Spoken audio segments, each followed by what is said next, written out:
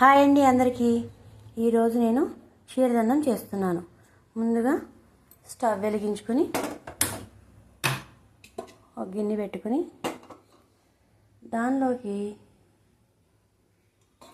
1/2 litre పాలు పోసుకోవాలి. ఈ పొంగు వచ్చే వరకు వేడి చేసుకుందాం. ముందుగానే నేను ఒక చిన్న టీ గ్లాసు రైస్ తీసుకుని 1/2 అవర్ నుంచి నానబెట్టుకుని శుభ్రంగా వాష్ చేసుకుని పక్కన పెట్టుకున్నాను. ఇలా నానబెట్టుకోవడం వల్ల మనకి ఈ క్షీరదన్నం తొందరగా ప్రిపేర్ అయిపోతుంది అన్నమాట. క్షీరదన్నం అంటే క్షీరము అంటే పాలు, రైస్, అన్నం అంటే రైస్, ఈ రెండు కలిసి చేసింది క్షీరదన్నం. దీన్ని పరవన్నం అంటారు, కొంతమంది బెల్లం అన్నం అంటారు, మరి కొంతమంది క్షీరదన్నం అంటారు. పాలు ఆల్రెడీ కాగొచ్చినాయి. దీనిలోకి మనం బెల్లం కూడా తురిమి పక్కన పెట్టుకుందాం. పాలైతే కాగిపోయినాయి. ఇప్పుడు మనం ముందుగా వాష్ చేసినటువంటి రైస్ని వేద్దాం. ఇప్పుడు స్టవ్ లో ఫ్లేమ్లో పెట్టుకొని వాష్ చేసినటువంటి రైస్ని ఈ క్షీరంలో వేస్తున్నాను. చెప్పిన క్షీరము అంటే పాలు.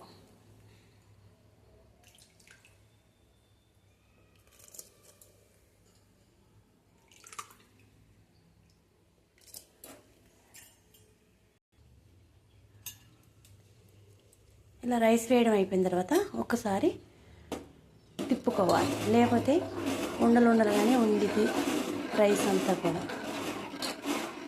లో ఫ్లేమ్లో మాత్రమే ఉడికించుకోవాలి.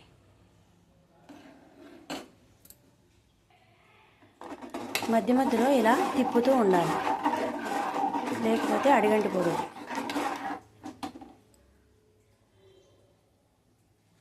Rice ఉడికేటప్పటికి time పట్టేటట్టుంది. మరో స్టవ్ వెలిగించుకొని మరో బౌల్ పెట్టుకొని బెల్లాన్ని కరిగించుకుందాం. ఎందుకు కరిగించుకోవాలంటే ఈ బెల్లంలో చిన్న చిన్నగా డస్ట్ ఉంది, ఇసుక రేణువులు. మనం ఎంత మంచిగా చేసినా ఈ రాళ్ళు కానీ ఇసుక కానీ తగిలితే అది అంత బాగోదు, తినాలనిపించదు. అందుకని దీన్ని నేను కరిగించుకుంటాను. దీనిలో కొంచెం వాటర్ పోస్తాను. ఓన్లీ బెల్లం కరిగేంత వరకు మాత్రమే, ఏం పాకం పడాల్సిన అవసరం అయితే ఏమీ లేదు. బెల్లం కరిగితే సరిపోతుంది.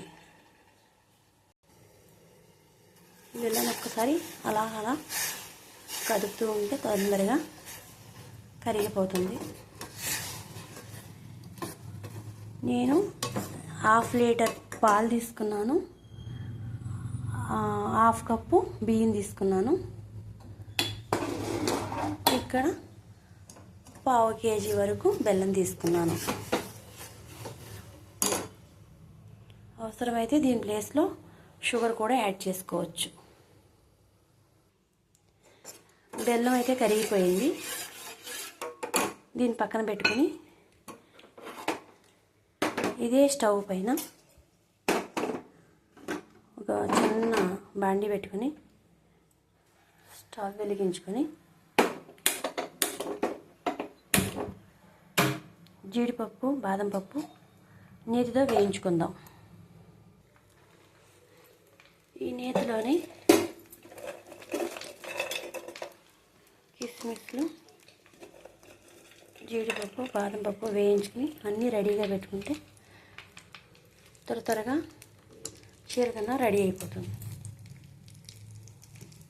గోల్డెన్ ఫ్లేవర్ వచ్చే వరకు వేయించుకుందాం. జీడిపప్పు, బాదం పప్పు, కిస్మిస్ గోల్డెన్ కలర్ వచ్చేసినాయి. వీటిని తీసి పక్కన పెట్టుకుందాం.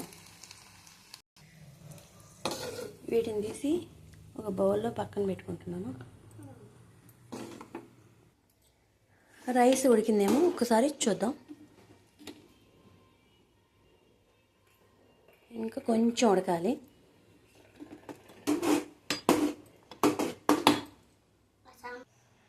రెండు యాలకులు తీసుకొని పొడి చేసుకొని అందులో వేసుకుందాం. ఈ క్షీరదన్నంలోనే వేస్తున్నాను. ఇది వేయడం వల్ల మంచి సువాసన అయితే వస్తుంది. ఒకసారి కలుపుకుందాం. ఆల్మోస్ట్ రైస్ అయితే ఉడికిపోతుంది. ఒకసారి రైస్ ఉడికిన లేదో చెక్ చేద్దాం. ఉడికిపోయింది. ఇందులోకి మనం ముందుగా బెల్లం కరగబెట్టుకున్నాం కదా, ఈ వాటర్ని ఇందులోకి ట్రాన్స్ఫర్ చేస్తాను. చూసారా వడగొట్టడం వల్ల ఎంత వచ్చిందో దీంట్లో. ఇది ఉండడం వల్ల మనం తినేటప్పుడు మన పంటికి తగిలి అది తినాలనే ఆశ కూడా పోతుంది. అందుకని ఖచ్చితంగా మనం వడగొట్టాల్సిందే ఈ బెల్లం వాటర్ని. నీళ్ళ పోసిన తర్వాత ఒకసారి మొత్తం మిక్స్ చేద్దాం.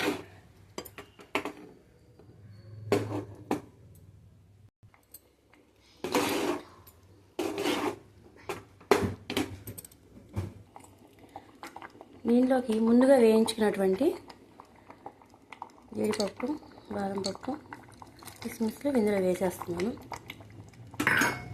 ఒకసారి మళ్ళీ కలుపుకుందాం.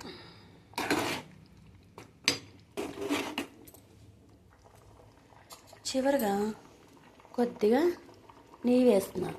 ఈ నెయ్యి వేయడం వల్ల మన క్షీరదన్నం రుచి రెట్టింపు అవుతుంది.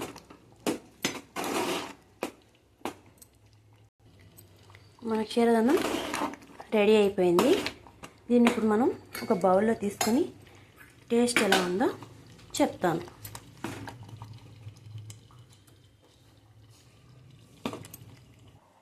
ఈ క్షీరదన్నం రెడీ అయిపోయిందండి. టేస్ట్ ఎలా ఉందో చూసి చెప్తాను. ఫస్ట్ మీకే.